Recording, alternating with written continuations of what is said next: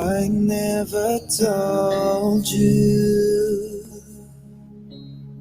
all I wanted to say.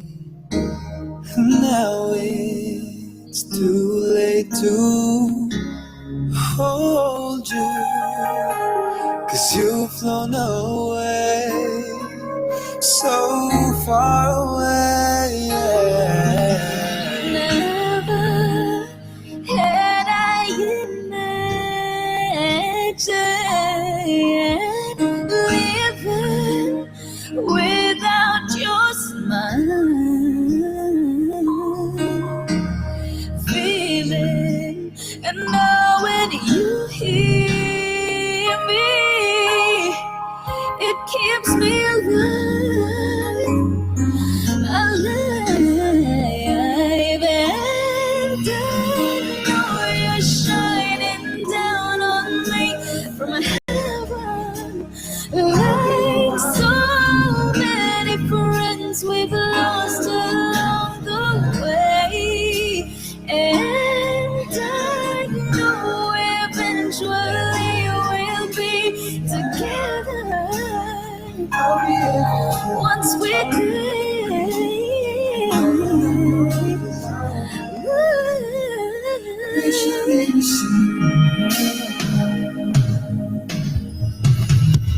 Darling, I never showed you. Assumed you'd always be there, and I took your presence for granted. All right. Hey, good evening. Good evening. I don't know what I'm looking at. Good evening, everybody. Hey, it's Mike and Wendy, y'all, and we are in the Marriage Shop. Welcome. Good to see you all here on, or to be seen at least on this Monday evening. Yeah, known to many today by Mamba Monday. Is that right? I think that's a thing. That's what's trending today. Okay. Hi, Jasmine and Lisa, Rocco and Tracy. Hey. Thanks for joining us early, you guys. I'm glad you could be here with us again this week. Yeah. So I mean, I'm not even gonna sugarcoat it or try to get around it. I mean, I'm pretty sure if you've been outside or even if you've been inside and turned on anything, picked up a telephone, then you can't help but get around the conversation around what happened to Kobe Bryant, his daughter Gianna, and 7 other passengers on a helicopter yesterday morning, the 26th of January. And so they passed away as that helicopter crashed. And I think that it stunned a lot of people, the reverberation around the world. I mean, and you knew it was going to be big, but I think that the impact has surprised a lot of people. And I think sometimes, and the impact is even surprised like individuals, like how they reacted to that.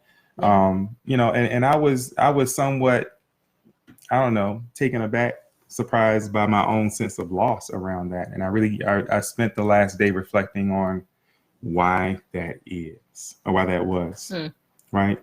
And so, and there are a number of reasons for that, I think.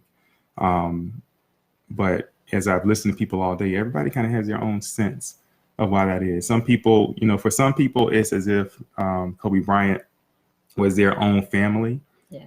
And some people just don't care that much, and they're frustrated even. That there's as much coverage as there is? Yeah. What do you mean? Mm-hmm. Yeah. Mm-hmm. Yeah. And so it is, I think it's probably appropriate to, first of all, when stuff like this happens, and things like this rarely happen in terms of that magnitude, but I think it's important to kind of deal with that a little bit and not try to gloss over as if it didn't happen. Right. And so, because I think there's things that we can take from almost anything, certainly this, but I don't know. So, I mean, how did you respond to that when you heard that news? I was in a meeting, and so it was kind of a surprise. So I was sitting in a meeting. We were discussing the business at hand. And then the person sitting next to me hands me his phone. And I read the headline, and my initial response was, is this real? How many times have you seen something come across Facebook or other media platform where they're saying somebody famous has died, and then it turns out to be a hoax? And so I think that was my immediate initial response. But then once it was confirmed, there was this incredible sense of loss. And, I'm a sports fan.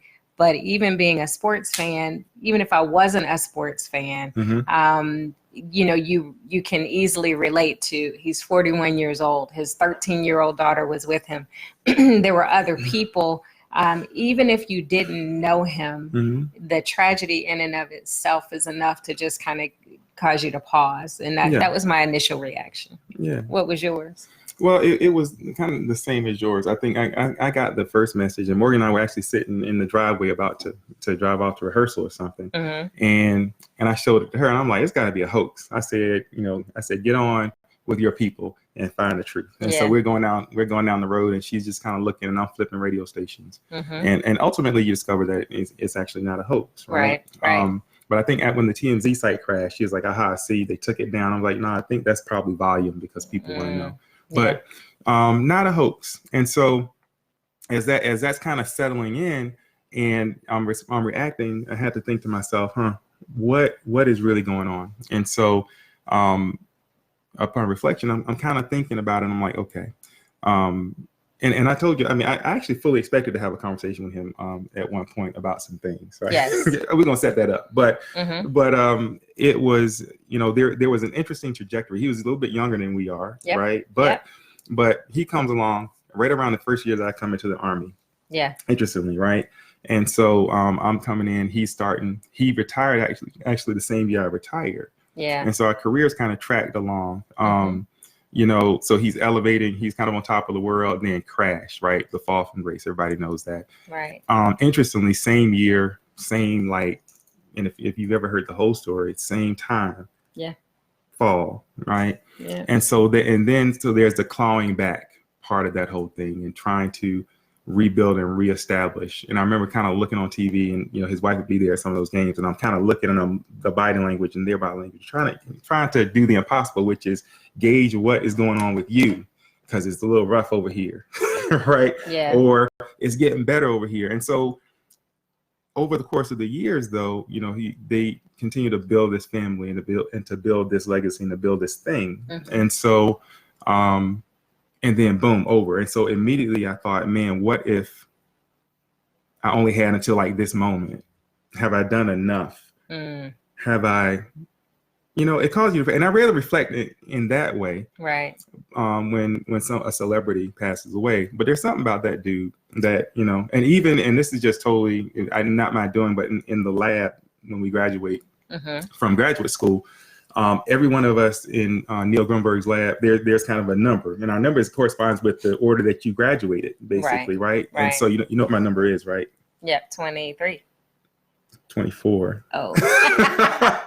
I thought it was 23. No, I think 24. I get that wrong every time. It's 24. I was going to be 23, and then a new person came into our lab. Yes. Right? Yes. And then so I ended up being 24, which is a little interesting. Yeah. So now Jordan, interesting. Kobe, right? Yeah. Okay. And so and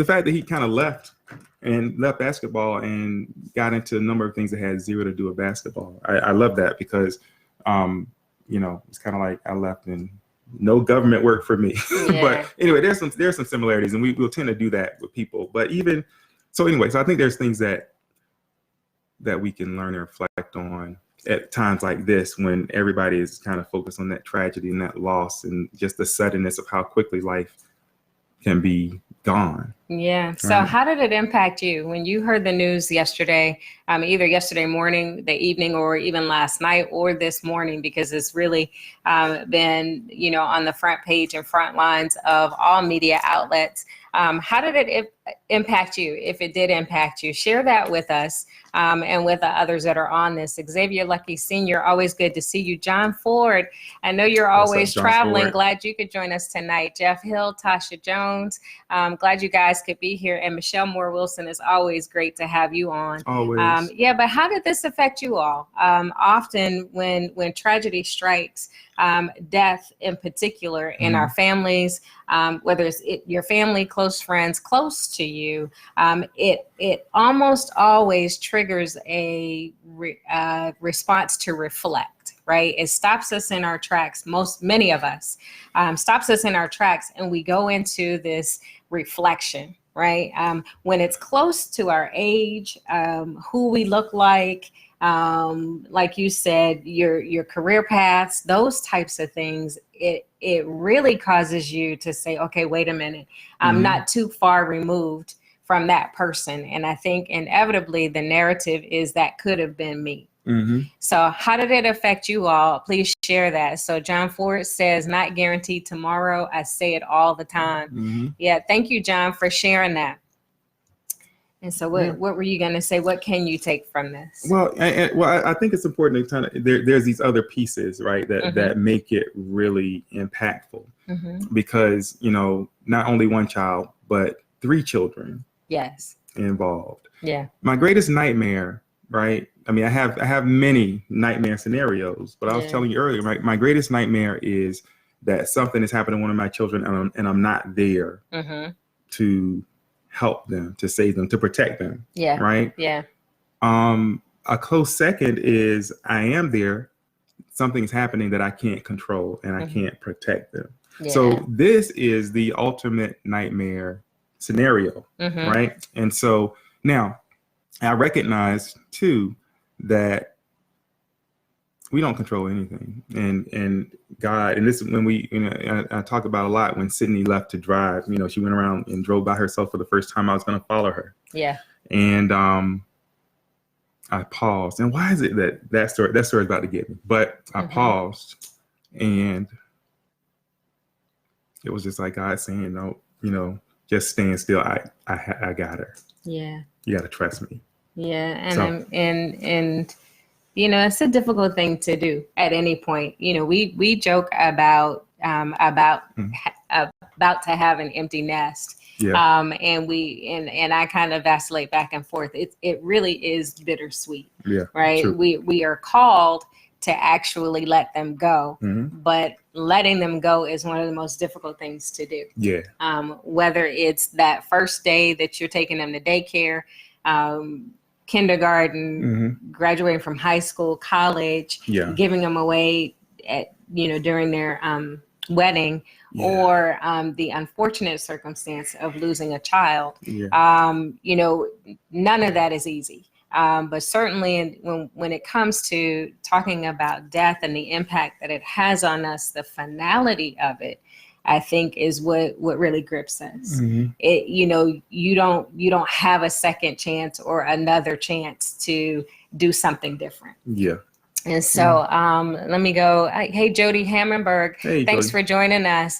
And Dylan Brown, thanks for joining us. So Lisa McNeil says, it felt like a hole opened up in my chest, especially when they confirmed his daughter has passed too. It was empathy in part. I instantly started praying for his wife. Yeah. Yeah. Thank you, Lisa, for sharing that. Rosalind Brown, thanks for joining us.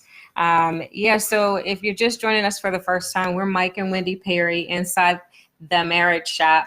And we're talking about what we can learn or what can be learned from this tragedy with the Bryant family, Kobe Bryant and his daughter, Gigi, who died along with 7 other people in that helicopter crash yesterday that we all learned about. And for us, we feel a personal responsibility to talk about what's right in front of us. It's easy to just kind of skip right over that and get to something else and then move on, but we will move on with our lives soon enough. In this moment and today, it's important to just kind of reflect and pull out some things that that may resonate with you as well. Yeah. So and tonight, I don't know, Geraldine Mack. Hello, Geraldine Mack. Welcome. Yeah, and we're not gonna drag it out tonight. We'll take however long it takes. Yeah. But we're not gonna drag it out. But some people, and so I think there are several things that we can learn. The first thing I think I want to talk about though is important, because some people would say, you are, and I've heard some people say, basically you didn't even know this person, and why you are, why respond, why care, or why even have an emotional reaction to that. And there is a humanity, right? This connection to humanity means that there are some common things and some things that are going to affect us, some things that possibly even should impact us if we have this connection. There's this commonality of experience that we have. If you look at your life and you describe your life to somebody, you will find that your life is not really that different than theirs, right? The things they care about, the things that they fear, the things that they want for their lives, the struggles they have, interpersonal, all that stuff. There's like all these similarities, right? Because the human experience is a common one. And so when something happens to someone, there's some things that are going to strike us emotionally, right? If you ever, now, and I'm a Laker fan, right? So, but so if you ever like jump out of your chair and run around the room, as I have during the playoffs, or going to Laker games back in the day, watching Kobe and Shaq in San Antonio with Sydney. About, how old was Sydney? 7 weeks old? Maybe 7 weeks. We're going to say 7 because 5 would sound bad, right? Whatever she was. Yeah. She was a little one, right? And so if you ever like scream to the top of your lungs, like when they're winning and when there's this celebration, then you're probably going to mourn too. Yeah. Because emotion is a two-way street. You don't get to like choose one and that's all.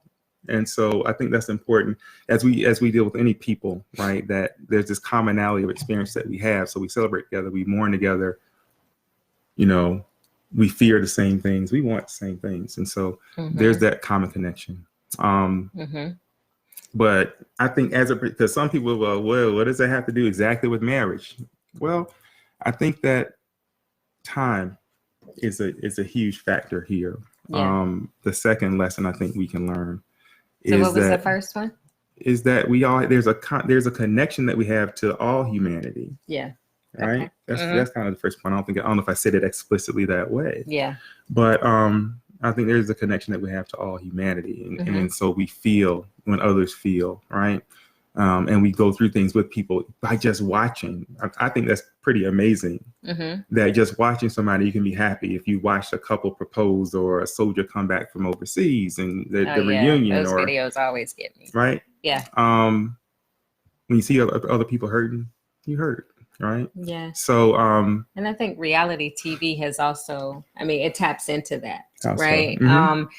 Because it grabs us where we're most vulnerable, right? So like I was saying earlier, the things that we identify with, when you see those things being played out, the closer they are, or the more similar they are to you, the more real it is. And so I think one of the reasons why reality TV is so addictive is because we honestly form a connection with these people that we may never meet, but we are sharing their experiences, or we believe or feel that we're sharing their experiences. And I think that's what you're getting to, is a shared and common experience. Yeah. It's for sure. And so you relate to what you see, right? Yeah.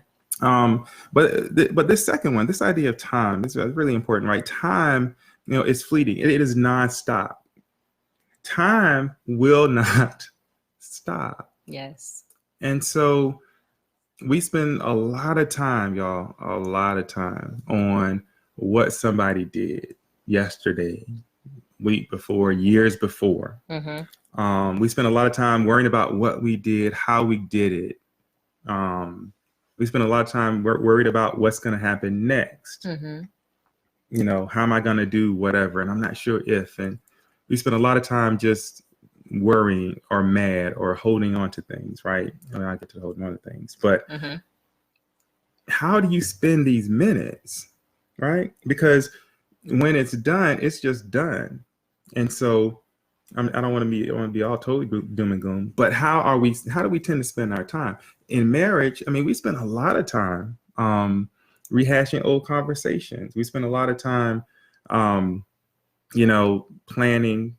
financial planning and trip planning and school planning and career planning, and just the list kind of goes on and on and on and on. How much time do you spend, like, I don't know, living in this moment and experiencing that moment, like truly experiencing it? Right. So one might argue, and this may be a poor argument at this time, social media. How much time do we spend in that device, on that TV? So yeah, we might even be sitting there together and watching television. That's cool. But what are we not saying? What opportunities are we missing? I'm not sure, right? But I think it's important to recognize that the minutes that we spend, each one is valuable, right? And I don't know if we always really appreciate how valuable those moments are. And so something like this, and this is like really, really tragic in a major way, right? But I think sometimes it takes something like that to kind of shake us a little bit, to say, hey, you know what, time's passing. Like right now, what are you doing right now?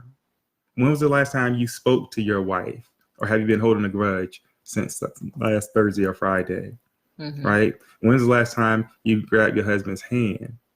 Are you holding a grudge for something that happened on the weekend? Yeah, that's good. I mean, being arrested is what comes to mind. And I think, and Victoria Cape Off Mom Wilson, glad you could join us, and thank you for what you posted this week. The marriage is something that we can immediately reflect on, and that's essentially what we're here to talk about. But it's also losing a child. Nothing really reminds you how fast time goes, as quickly as watching your child grow. And going back to look at when they were infants or babies, and as they grew, how quickly and how fleeting that time is. And so, you bring up a good point. We waste a lot of time. And, we talk to people a lot about being present or in the moment. But that's a difficult thing to do when you have so many things that are competing for your attention. And so we get it. I mean, we can keep saying, hey, prioritize this, and what is most important to you, and are you spending the most time on what's most important? Yeah, those are all questions that we all have to answer. But at the same time, it is, hey, it's difficult to really at every moment be completely present in that moment. So how do you put everything else off to focus on what's important? How do you do that in terms of time? How do you make the most of the time that you have? Well, I mean, it is, well, first of all, I mean, it's such a huge question. All right. And so, and maybe they'll see this, maybe they won't. There's a couple this weekend in an argument about multitasking. You remember that? We were just watching it. We decided not to even mess with that. But, the argument was about whether or not you could truly multitask. Because his point was, well, you can really only do one thing at a time. I read this thing that said so. And she was like, well, no, I mean, I do like 5 or 6. What about this? What about that? He was like, yeah. The truth is, well, let's put it like this. The research tells us that actually you can only do one thing at a time. Wow. Right? No, like one, right? You can only attend to one thing. Some people shift, they can switch channels really quickly and move from one task or one set of tasks to another quite quickly, right? But if you think about your computer is actually doing, and you coders out there, you computer people, whatever you call yourselves, if I'm wrong, tell me I'm wrong, right? But your computer is actually processing like one thing at a time, like super fast. And so it is, I mean, it's our brain is kind of that way. We can attend to something one thing at a time, right? but some people are good at juggling, and it is juggling. You're not holding everything at the same time, right? Right. And so it's kind of that. So if you want to really maximize that moment, I think the first thing is to make your life a little bit less complex. Simplify. And so first decide, I'm going to give this thing my full attention because it's worth it. And if it's not worth it, well, what are you doing? What are you doing? Why is it even on the list? Why is it a thing? Right? Yeah. And so the easiest way, the way that I tried to do that was with the kids, right? Because when they walk into the room, well, that's hard to miss and it's hard to ignore our kids. And I was like, hey, I need to do better at giving them that time. So instead of staying at my desk, I pushed back, and I started kind of, even sometimes I like get up and come to a different part of the office, even like back in here, and just sit down and talk to them, so that everything around me, those screens and the phone, nothing was in my immediate vicinity, so I could attend to them, because you're human. It's going to be hard sometimes. Yeah. And it's more difficult if you're a procrastinator, because then you have the pressure of having to get something done in a condensed amount of time. And so, I'm not pointing the finger at anybody, but if you happen to be a procrastinator or you're challenged with prioritizing, then it is more difficult to really focus on each thing individually, because you have a looming pressure or a looming responsibility. And essentially, when we try to multitask, it is competing for our focus. It's about what gets your focused attention, right? Not necessarily what you're doing, because somebody can say, I can drive and listen to the radio and talk on the phone at the same time. And the truth is, while you may be doing those things simultaneously, only one of those things is getting your full focus. Well, I would suggest none of them is getting your full focus, right? None or one. And so it's right. And there's some things it just doesn't matter that much.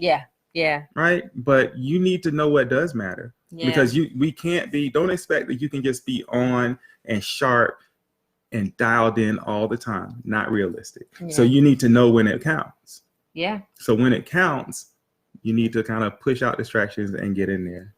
Right. And so, the other thing is, when depending on what your lifestyle is, if you have, because this came up, I listened to a podcast earlier last week, about having a child with special needs, for example. If you have a child with special needs, or that has an illness, or your husband or wife comes down with an illness, then your attentiveness during that time is different, right? There's a need that's present at that time. Right. So we have a tendency to respond to whatever that immediate need is, just another way of looking at that. But if you're not sick and there's nothing going on, then we have a tendency to be sometimes dismissive. It's not an emergency, and as a nurse, all the time when my kids would say that they didn't feel well, right? I would have to go, it was almost like a triage process. I would go through my list. Are you bleeding? Do you have a fever? Did you vomit? All of those things. If none of those things was the case, then you're okay.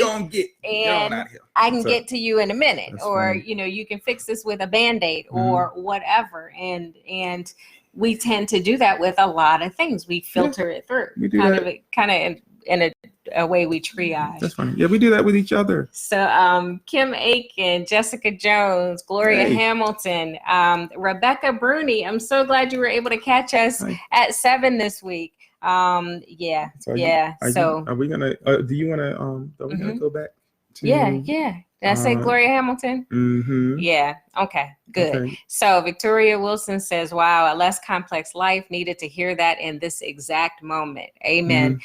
Jeff Hill, thanks for joining us. Xavier Lucky Sr., we just really take for granted that we will always have a tomorrow to get things right.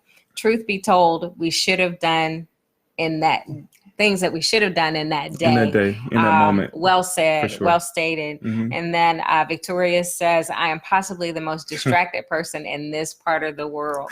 So thanks for your honesty and transparency. And apparently your observation that clearly there's always somebody that's more distracted on they're on the other side of the world. Other side of the world. Apparently. Yeah. And so so time, right? This moment, which I believe feeds directly into the third point. So the first point, about what all this can teach us maybe is that we have a connection to humanity, a common experience, right? That's going to compel us to feel in certain cases. Time, that's the point, right? Yeah. Time, it just keeps moving, right? The third though is family and forgiveness. I know there's two, but whatever, sue me. Family and forgiveness, right? These people, right, that we are here in life with and doing life with and living life with, and the ones that we're supposed to love better, right, unconditionally, and that we're supposed to forgive and all that, and yet we often don't, and we hold on. And it's funny because a lot of people, and I've heard people say this, and I see a lot on TV as well, and they always say things like, man, if I just had one more minute, one more chance. Well, why would you get one more minute and one more chance when you wasted the ones you had? Yeah, that's deep. Think about that. It's deep. I mean, that family member that borrows money from you all the time, and they go blow it on booze or shoes or whatever they do. Yeah. And they're like, can I get $5 more? You're like, well, what do you do with the money I gave you? Oh, wow. You kind of went in right there. I did. Yeah. Sorry. It's too much. Is that too much? No, it's not too much. I think it's a good way of looking at it. Camilla Freeman, I'm so glad you could join us tonight. Sorry you put me in military mode. We've been inviting you for for a while. So if you're just joining us for the first time, and some of you guys that came in after we got started, we're Mike and Wendy in the Marriage Shop, and tonight we're talking about what we can learn from the Kobe Bryant and Gigi Bryant and helicopter crash tragedy. And so Mike was talking about connection to humanity and how that has impacted many of us, even if we didn't know Kobe personally. And then time. And, I'll ask you, what are you doing with your time? And are the things that are most important to you the things that you spend the most time on? And then you just said family and forgiveness, love and holding grudges. Yes. Yeah. Showing love, letting go of the grudges. Yeah. And not putting yourself in a position where it's like, man, if I had one more chance, if I had one more minute, because if you can hear us right now, then you have that minute, like right now. Yes. Right. Yep. And so some of you know a little bit of my story. Some of you know that both of my parents actually died relatively young. My mother died when I was 23. And then my dad died several years later, but still back in 2004. Yeah. And, when people lose their parents, they tend to say that a lot. I was so used to that early morning phone call, for example, or every holiday, my dad would be the first one to call. So my mother would call me first thing in the morning, even though I worked night shift. And that was always tough because it would be like right when I was about to get into some good sleep, the phone would ring, but I knew it was my mother that was calling. Yeah. And so it was always okay and I could go back to sleep. My dad called on every holiday and he was the first one to call. So you miss those calls. And so then it's like, oh my goodness, I could complain that she was keeping me from sleeping, but then you miss it. That's real. And that's what we feel. But until you experience that, it's that whole, well, I know what you're going through. Or, when people try to express that, and it has positioned me to really kind of sit in the place of saying to people unapologetically, you're wasting time. Why are you complaining about your mother or your father? Or why are you complaining about your children? It's so easy to one day have everything in your world stable and in an instant lose it all. Yeah. And I think that when this helicopter crashed and we heard the news, as quickly as that spread, there's something that changes. So when you hear that, it changes you. And as much as you could say, I wish I had another opportunity, you're exactly right. What are you doing with the time that you have? Yeah. Yeah. That's good. I don't even really know if anything else needs to be said. Yeah, I mean, I don't know. What do you guys have to say? Because we started out asking you all about how this affected or impacted you, or if it has, and what did you learn from it? I heard today that there was an interview with Kobe, I think on ESPN, and one of the things that he said is that he wanted his memory or legacy to be that he never wasted a moment. Yeah. And I think that if there's, maybe we could end on that, but if there's anything that you should take from this, would your legacy be that you would not want to be known for wasting important moments or minutes or time, that when you had time, you didn't use it wisely.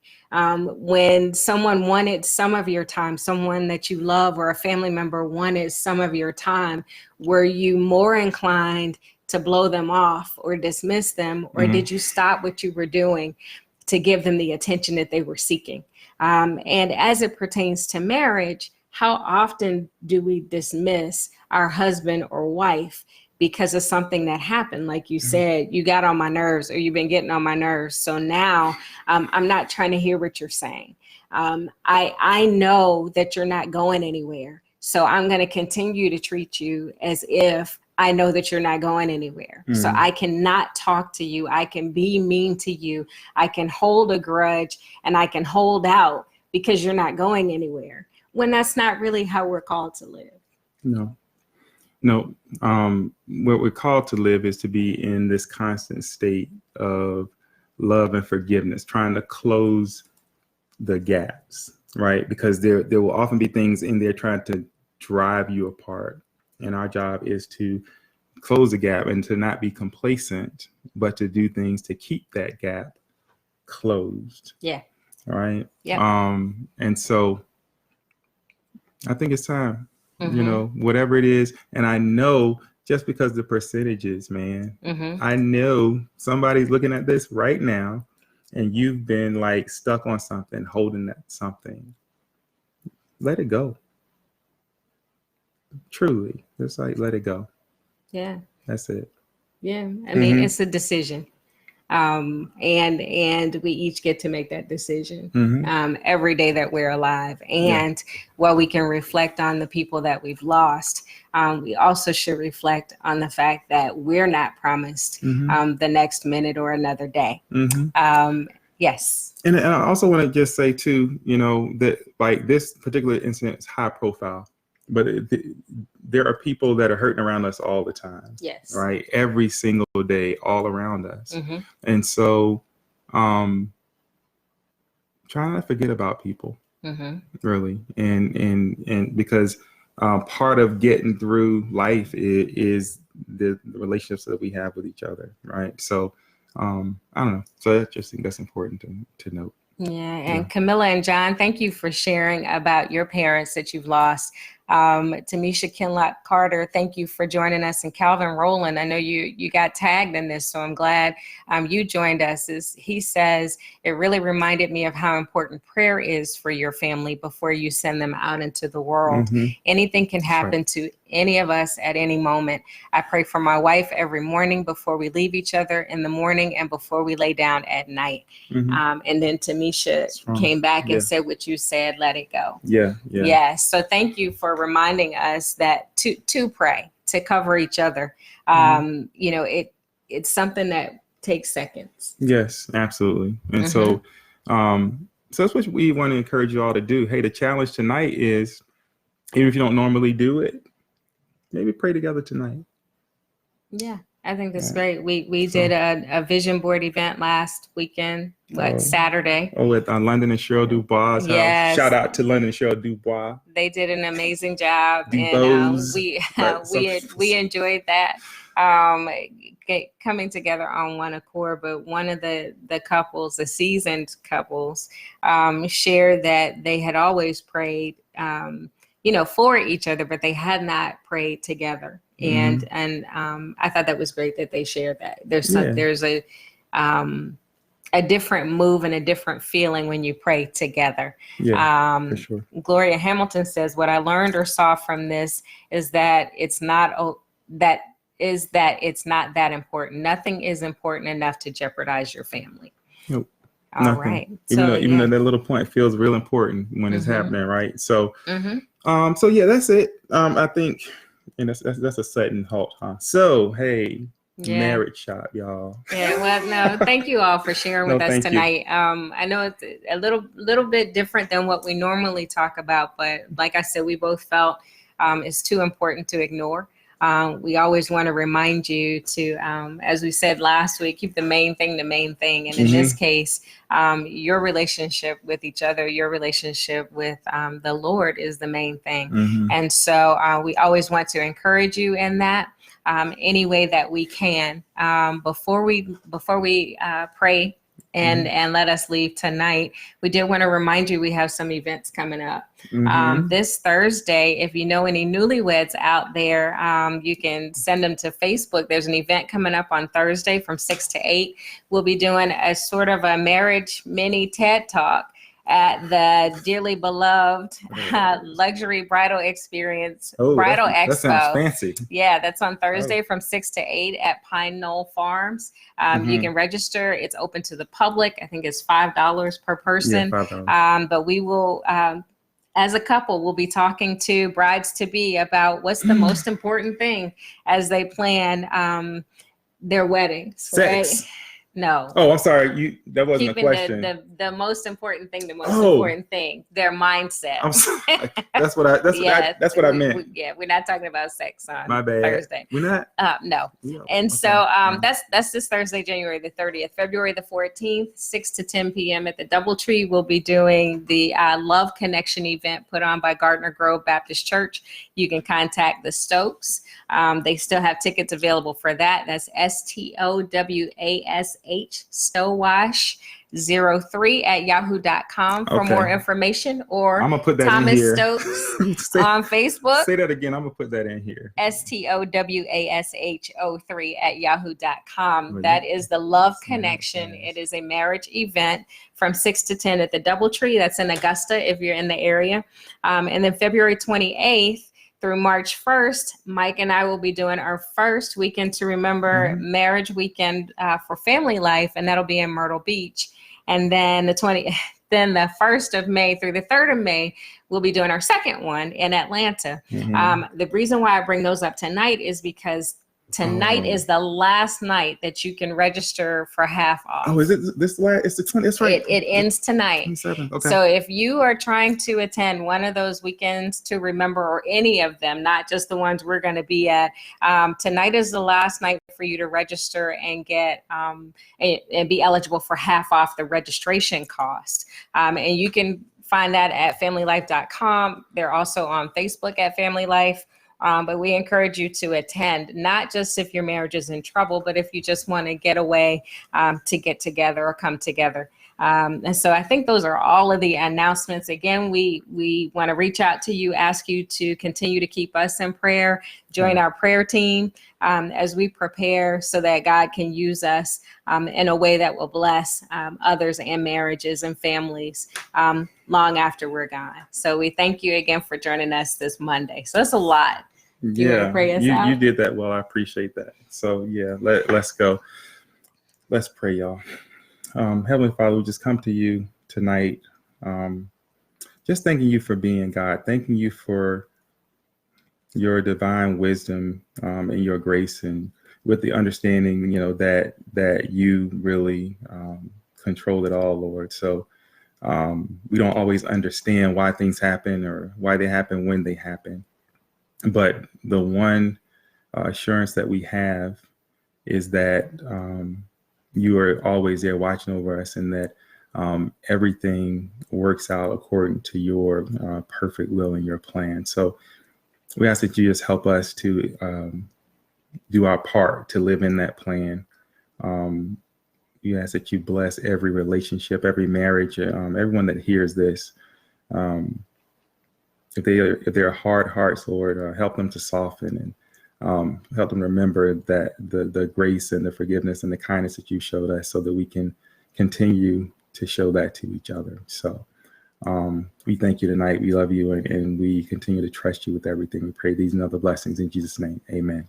Amen. So have a blessed week, you guys. Yeah, and we're gonna close out. We came in with a song, just a cover of a song I really like, and so we just want to send this out to anybody who's lost somebody. This is for you. So.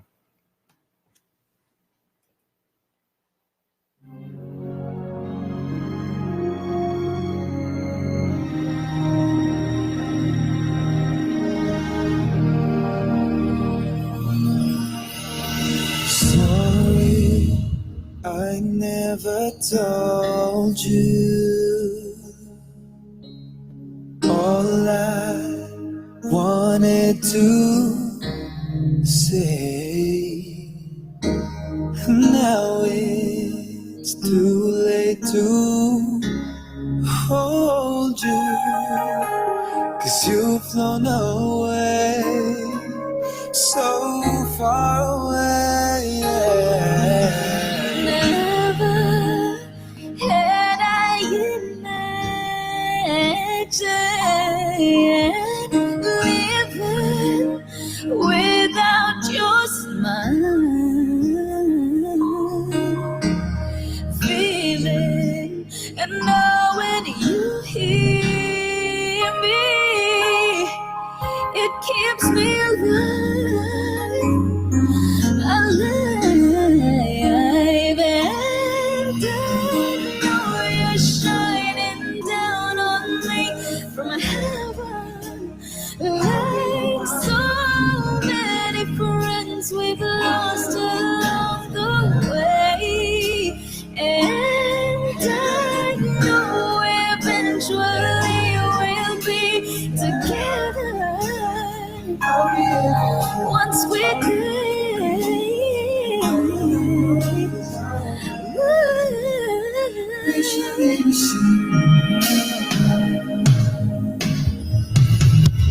Darling, I never showed you. I assumed you'd always be there, and I took your presence for granted, but I always cared. Still that we share.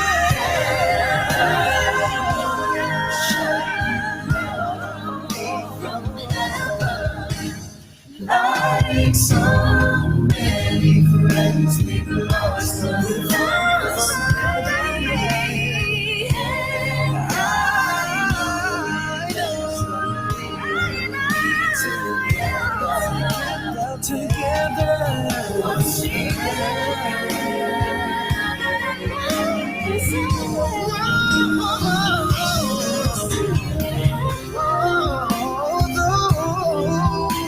the sun will never shine the same. I'll always love to brighten a day. Yeah.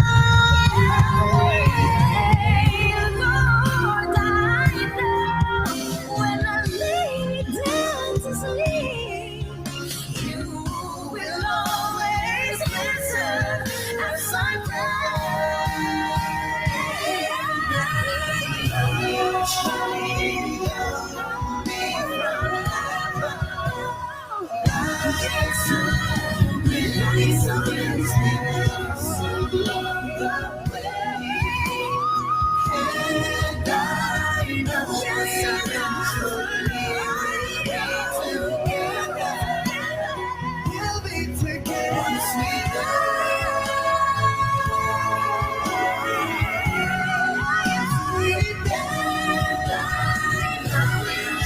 Keep from